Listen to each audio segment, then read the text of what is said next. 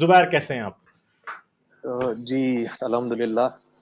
सबसे पहले तो आपकी जो बातें हैं वो उस पे चले मेरा मैं मुत्तफिक होता हूँ या नहीं होता, पर आपकी जो बातें होती हैं इनलाइटनिंग बहुत होती हैं। तो आई मीन भले मेरा जो चलो, बहुत ईमान शुक्रिया। है या जो भी है, पर जो रीजन और जो लॉजिक की बातें करते हैं वो बहुत लगती हैं, और आई रियली अप्रिशिएट इट। अच्छा खैर, मैं अभी कोई पुरानी बातें तो नहीं करता, कोई सही हदीस की या कुरान से ऐसे नहीं कह रहा। आपका जो टॉपिक है कि मोहम्मद जो है वो बेहतरीन इंसान थे या नहीं थे, मुझे एक बात कंफ्यूज करती है कि 20वीं सदी के जो कुछ बड़े नाम है, 20वीं या 21st सेंचुरी के भी, जिसमें से कैरन आर्मस्ट्रांग का नाम ले लें, 100 इन्फ्लुएंशियल पर्सनालिटीज जो किताब लिखी हुई है, उनका ऑथर का मुझे नहीं पता, फिलिप हिट्टी हैं सजेस ऑफ द एजेस के, ये वो हिस्टोरियंस हैं या वो ऑथर्स हैं जो समझे कि कोई मुस्लिम या कोई भी उनका किसी अकीदे से ऐसा कोई बराह रास्त ताल्लुक नहीं रहा, वो क्यों अपनी चीजों में, अच्छा बर्नार्ड शाह उसके लिए गलत कहते हैं सही कहते हैं मुझे नहीं पता, पर उनकी भी कोट्स इंटरनेट पे आती हैं कि भाई मोहम्मद के लिए उन्होंने लिखा हुआ है कि बहुत अजीम इंसान थे, इन्फ्लुएंशियल इंसान थे, पॉलिटिकल लेवल पे, सोशल लेवल पे एक किस्म का समझे इनकलाब लाए थे। ये बातें इस किस्म के लोग मतलब मोहम्मद के लिए क्यों कहते हैं? मतलब कैरन आर्मस्ट्रांग की जो किताबें हैं एक दो, उसमें तो तारीफों के इतने बंद बांधे हुए हैं, मतलब वो मतलब इस किस्म के लोग ये तारीफ और ये क्यों कहते हैं कि भाई he was actually the best of human. इस बात का कोई मैटर नहीं करता कोई भी, अगर आप मान भी लें। पहली बात यह है कि कैरन आर्मस्ट्रांग को शायद आप वेस्टर्न हिस्टोरियंस जिन्होंने रिलीजन्स की हिस्ट्री पर लिखा है उनमें से सिर्फ कैरन आर्मस्ट्रांग के अलावा बहुत से और बड़े बड़े नाम हैं, ठीक है, और उन्होंने कोई अच्छी बात नहीं लिखी हजरत मोहम्मद के बारे में, ठीक है। मगर बात यह है कि कैरन आर्मस्ट्रांग पाकिस्तान में खासी मशहूर है क्योंकि वो पाकिस्तान आई भी थी, ठीक है। आपको पता है कि वो मॉर्निंग शोज कर रही थी, वो डॉक्टर शाइस्ता वाहिदी के साथ और लोगों के साथ। पाकिस्तान में वो खासी मशहूर है, और उसने जो एक बुक लिखी हिस्ट्री ऑफ गॉड, उसके अंदर वो क्रिश्चियनिटी और दूसरे खुदाओं पे बड़ी तनकीद कर जाती है, मगर इस्लाम की बारी वो चुप है असल में, ठीक है। यानी साफ दिखाई देता है कि इस्लाम को वो बड़ी सारी वो मार्जिन दे रही है, ठीक है। अगर आपने ये पढ़ना है कि कोई वेस्टर्न, लेस्ली हैजल्टन जो है आज के हिस्टोरियंस में बहुत बड़ा नाम है दुनिया में, अगर पहले 20 टॉप हिस्टोरियंस कहे जाएंगे तो उसमें वो आती है। कैरन आर्मस्ट्रांग सिर्फ मुसलमानों में मशहूर है, बाकी लोग उसको नहीं पढ़ते। इवन के जो हिस्ट्री ऑफ गॉड उसने लिखी है, मैंने पढ़ी है, मैंने और भी लोगों की रिलीजियस हिस्ट्रीज पढ़ी है, ठीक है। बहुत ही सही। थर्ड क्लास किताब है, ठीक है असल में। और दूसरी बात यह है कि क्या किसी का ओपिनियन यह साबित करता है कि हजरत मोहम्मद बहुत अजीम इंसान थे? तो यार मैं तो समझता हूं कि हजरत मोहम्मद अजीम थे या नहीं, हजरत मोहम्मद की सीरत से ही साबित होता है। और अगर हम सीरत को देखें, यानी देखें, मुसलमान जो हैं हजरत मोहम्मद की कहानी को सीरत इब्ने हिशाम जो कि रसूलुल्लाह की पहली बायोग्राफी है उससे एक्सप्लेन नहीं करना चाहते। किससे एक्सप्लेन करना चाहते हैं? किससे एक्सप्लेन करना चाहते हैं? एक गोरी औरत की गवाही से एक्सप्लेन करना चाहते हैं। भाई आपके लिए रसूलुल्लाह पे लिखी गई बेहतरीन किताब सीरत क्यों नहीं है? आपको उसकी गवाही क्यों चाहिए? पहला तो क्वेश्चन मार्क ये है, यहां पे इंफीरियरिटी कॉम्प्लेक्स सीधा सीधा दिखाई देता है हमें, ठीक है। और एलिटिज्म क्या है वो भी दिखाई देता है कि गोरे रंग के पीछे। दूसरी बात है कि इन्फ्लुएंशियल और बेहतरीन होने में बहुत फर्क है, ठीक है। डोनाल्ड ट्रंप बहुत इन्फ्लुएंशियल है, मगर वो बेहतरीन है या नहीं ये एक अलग क्वेश्चन है। इमरान खान बहुत इन्फ्लुएंशियल है, क्या बेहतरीन है या नहीं? आसम आसम नसीर जो है वो बहुत इन्फ्लुएंशियल है, क्या वो बेस्ट है कि नहीं है, ये एक अलग क्वेश्चन है, ठीक है। तो इन्फ्लुएंस तो भाई, अगर हम ये देखें कि क्या रसूल अल्लाह का इन्फ्लुएंस सिकंदर आजम से ज्यादा है, तो नहीं है। क्यों? इसलिए कि सारी दुनिया की जो डिफरेंट सिविलाइजेशंस थी ना, इजिप्ट, मेसोपोटामिया, यूरोप में ग्रीक सिविलाइजेशन, ठीक है, यहां पे इंडस में जो सॉरी जो हमारी इंडियन सिविलाइजेशन है, ये सब की सब कनेक्ट करने वाला तो अलेक्जेंडर द ग्रेट था, ठीक है। तो अगर वो ना होता तो क्या आप ये कह सकते थे इवन के शायद इस्लाम ही पैदा ना होता अगर वो ना होता, क्योंकि वो दुनिया को कनेक्ट कर गया था। दुनिया आपस में ट्रेड करने लगी थी, सबकी सब अलेक्जेंडर की एम्पायर के नीचे आए, ट्रेड रूट्स बने, उन्होंने कर दिया। चंगेज खान अगर ना आता तो फिर क्या होता। हर इंसान का हिस्ट्री पे बहुत सारा इंफ्लुएंस है, जीसस का भी इंफ्लुएंस कोई कम नहीं है, ठीक है, जीसस का भी कम नहीं है। और अगर आप आज आज अगर देखें तो आज आपकी और मेरी जिंदगी पे मैं आपको सिंगल हैंडेडली एक बंदे का नाम बता सकता हूं जिसका इफेक्ट सबसे ज्यादा है, ठीक है, हम सब की जिंदगी पे हजरत मोहम्मद से बहुत ज्यादा है, क्रिस्टोफर कोलंबस, ठीक है, हजरत मोहम्मद का उतना इफेक्ट नहीं है।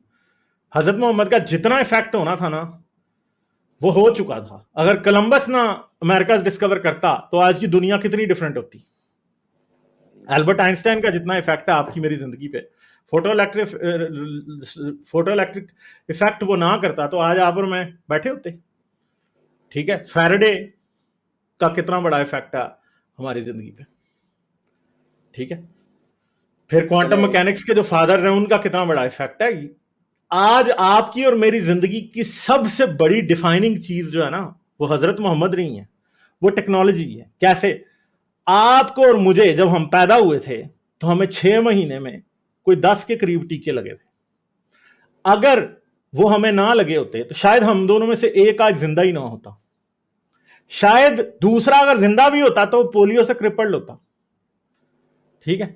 तो मुझे ये बात बताएं कि मेरी जिंदगी के ऊपर इफेक्ट वैक्सीन बनाने वाले का ज्यादा हुआ या हजरत मोहम्मद का ज्यादा हुआ? क्योंकि उसके बगैर तो मेरी जिंदगी का तस्वर ही नहीं है ना। लाइफ एंड डेथ की सिचुएशन तो वैक्सीन बनाने वालों की वजह से हुई, मॉडर्न बायोकेमिस्ट्री की एवोल्यूशन की वजह से हुई। हजरत मोहम्मद का और जीसस का क्या इफेक्ट हुआ इसमें? कुछ भी नहीं। पोलियो से अगर मैं इफेक्ट होता तो क्या मैं आज बैठा हुआ आपसे बात कर रहा होता? पता नहीं मैं अपनी एजुकेशन भी जिंदगी में ले सकता कि नहीं। मैं कहीं बैठा किसी किसी मार्केट में मोची की दुकान लगा के जूते सी रहा होता उधर, ऐसा भी तो हो सकता था। या पोलियो की वजह से पैदा होने वाली कॉम्प्लिकेशन से मैं कब का मर गया होता। तो आज 10 in 6 people, sorry 6 in 10 people owe their lives to science, ठीक है। और बाकी के जो 4 है ना, 2 in those 4 owe their health to science। शायद कोई एक शख्स उनमें से 4 में से कोई ऐसा होता जो कि आज हमसे शायद आधी हेल्थ स्टैंडर्ड पे होता। आज आपको और मुझे कोई एलर्जी होती है ना तो हम मेडिकल स्टोर पे भागते हैं और जाके एक एलर्जी की दवाई ले लेते हैं, डॉक्टर हमें लिख के देता है, हम ले लेते हैं और उसके बाद क्या होता है कि हम ठीक हो जाते हैं, वरना लोग एलर्जी से मर जाते थे।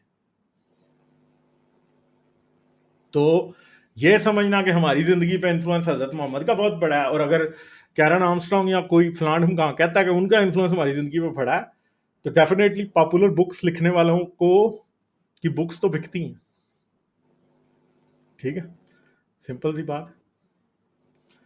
सच लिखने वालों की बातें बहुत कम सुनी जाती हैं। सच जब आप सच आप लेके आते हैं ना बाजार में तो लोग धोखे में रहना चाहते हैं। लोग तो धोखे में रहना चाहते हैं। अगर लोग धोखे में ना रहना चाहते तो भाई फिर फिक्शन बुक्स या फिक्शन मूवीज डॉक्यूमेंट्रीज से ज्यादा ना चलती होती। दुनिया में बहुत कम लोग ऐसे होते हैं जो कि सच की वैल्यू को समझते हैं। सच कड़वा होता है। दुनिया धोखे में रहना चाहती है, मजहब भी तो धोखा ही दे रहा है ना। यही बातें हैं सारी। अजय, आखिरी सवाल, उसके बाद आपकी सुनते हैं डिस्कशन। ये जो सारी आप मतलब पॉडकास्ट या लाइव ला रहे हैं तो मतलब हम तो मतलब मैं तो बिलीवर ही हूँ, समझे, ठीक है, एग्नोस्टिक किसी हद तक कह सकते हैं, पर हमें भी ये चीजें कहने में बहुत डर लगता है इस माशरे में। आपको मतलब ये सारा जो जो भी आपका मतलब कर रहे हैं, जो भी आपका क्या कहते हैं अज़म है या मोटिव है, तो खौफ से कैसे आप मतलब इनकाउंटर होते हैं इस माशरे में? मतलब आपको धमकियां भी आती हैं, इतनी गालियां भी आ रही हैं, सब कुछ भी आ रही है, मतलब I want to know like what is making you strong. और शायद मैं उस सवाल पूछ ऐसा नहीं तो पा मैं रहा नहीं कहता कि मुझे डर नहीं लगता।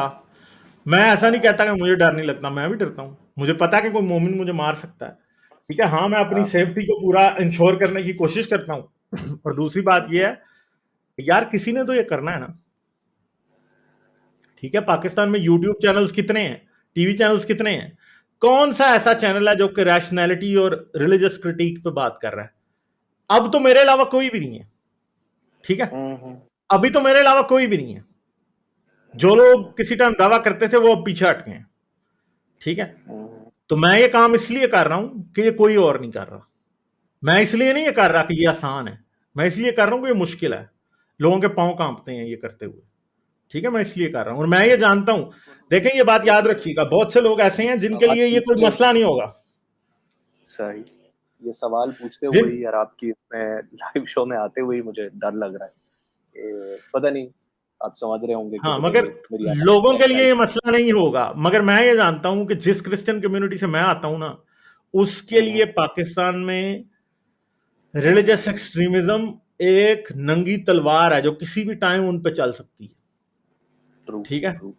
और मैं ये जानता हूं, मैं उनके रिलीजन को फॉलो नहीं करता आज, मगर मेरे दिल में उनके लिए, पाकिस्तान की माइनॉरिटीज के लिए, पाकिस्तान के सब पिसे हुए लोगों के लिए, चाहे वो मुसलमान है चाहे वो नहीं है, मैं ये जानता हूं कि मजहब ने उनकी जिंदगी को बहुत मुश्किल बना रखा है। और हम क्या करेंगे? हम जब ये बोलेंगे तो आज से 20 साल बाद, 30 साल बाद, 50 साल बाद, एटलीस्ट पाकिस्तान में आज जो लोग माइनॉरिटीज के हक में बोलते हैं वो 5% भी नहीं होंगे शायद। आज से 50 साल बाद शायद 15% हो। मैं समझता हूं कि अगर पाकिस्तान में 15% ट्रूली सेकुलर सोच के लोग हों, मैं समझता हूं वो पाकिस्तान की क्या पूरे रीजन की तकदीर बदल सकते हैं।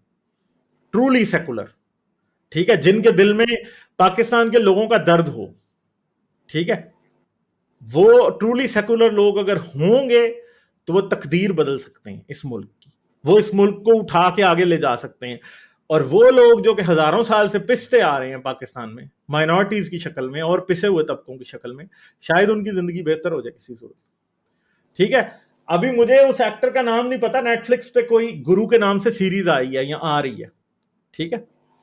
मैं आज उस बंदे का इंटरव्यू फेसबुक पे मुझे किसी ने भेजा, मैं वो देख रहा था, बंदे की पांव के नीचे से जमीन निकल जाती है। उस गुरु सीरीज में एक एक्टर है लड़का जिसकी एज हार्डली 25 साल होगी, और उसने उसके अंदर एक, जो आप उसको कहते हैं ना, पाकिस्तान में उसे ट्रांसजेंडर कहते हैं, जो ख्वाजा सरा या खुसरा जिसको आप कहते हैं, वो कैरेक्टर अदा किया। और उस कैरेक्टर को समझने के लिए वो बच्चा क्या कर रहा था, 15 दिन तक कराची में उसने ख्वाजा सराओं वाला गेटअप किया और वो बसों में आगे पीछे मांग रहा था, ठीक है। तो वो उसके जो अल्फाज है ना, वो मैं कोशिश करूंगा उसे अपनी कम्युनिटी टैब में डाल देता हूं, ठीक है, ताकि आप लोग भी देख लें। उसके अल्फाज ये थे कि मुझे मर्द जात से नफरत हो गई, यूनिक जो होते हैं, ठीक है, वो था, इंटरसेक्स लोग जो होते हैं। कहता है मुझे मर्द जात से नफरत हो गई है। क्यों? कहता है मैं किसी बस में चढ़ता था, मुझे कहता है 14 साल के बच्चों से लेके 80 साल के बाबों तक ने मुझे टच किया, मुझे सेक्सुअली हरास उन्होंने किया। कहता मैं पहले दिन जब गया तो शाम को 3 बजे मेरी बस हो गई थी, यानी कोई आवाजें कस रहा है, कोई हाथ लगा रहा है, कोई सेक्स की ऑफर कर रहा है, कोई क्या कर रहा है, ठीक है। तो आप ये बात सोचें कि ये सिर्फ पाकिस्तान में दकियानूसी, मजहबी पेट्रियार्की, घटिया जहनियत जो है वो सिर्फ और सिर्फ माइनॉरिटीज की या औरतों की जिंदगी बर्बाद नहीं की, उसने छोटी छोटी उन माइनॉरिटीज की जिंदगियां भी बर्बाद करके रखी हुई हैं जिनके बारे में लोग कभी लोग उनको इंसान ही नहीं समझते यार, लोग उनको इंसान ही नहीं समझते। लोग कभी ये सोचते नहीं है कि खुदा कैसा हो सकता है जिसने किसी को इतनी जबरदस्त किस्म की अफ्लिक्शन के साथ पैदा कर दिया और पूरी जिंदगी जलील होता जाएगा। आपको पता है ख्वाजा सरा जब मरते हैं ना, इनका जनाजा पढ़ने के लिए मौलवी नहीं राजी होते, पता है। इनकी फैमिलीज जो है ना, वो इनकी शक्ल नहीं देखना चाहती हैं, ठीक है। यानी अगर एक ख्वाजा सरा है ना, उसको उसकी वो फैमिली से निकल गए होते हैं, वो अपनी मां से मिलने अपने घर नहीं जा सकता वापस कभी। इधर ऐसे भी ख्वाजा सरा हैं जिनकी पर्सनल स्टोरीज मुझे पता है कुछ दोस्तों के थ्रू। एक ऐसी औरत थी जो आज मर चुकी है, मतलब शीमेल, या शीमेल तो गलत लफ्ज है, ठीक है, intersex towards the more towards the female side थी, ठीक है। उसकी फैमिली बहुत गरीब थी, लाहौर की बात है, मेरे एक दोस्त ने मुझे बताई हुई है पूरी, ठीक है। उसकी फैमिली बहुत गरीब थी और वो अपने बहन भाइयों के पालने के लिए पूरे दिन वो भीख मांगती थी और उसकी माँ उसे कहती थी कि तूने सूरज की रोशनी में घर नहीं आना, रात 11 बजे से पहले तूने घर नहीं आना। रात को 11 बजे पूरा दिन सड़कों पे मांग के सुबह 4 बजे से लेके, ठीक है, रमजान में 4 बजे मांगती थी, पूरा दिन मांग मांग के रात को 11 बजे सर्दी में वो जाके अपनी माँ को पैसे दे के आती थी और माँ उसे कहती थी कि तूने रात 11 बजे से पहले घर नहीं आना, हमारी बदनामी होती है, ठीक है। तो मुझे एक बात बताइए कि एक इंसान इतना कुछ करे भी और इतना सख्त धुतकारा भी जाए कि उसे इंसान भी ना समझा जाए, ठीक है। ये सब वो टैबूज हैं जो इस सोसाइटी में एग्जिस्ट करते हैं।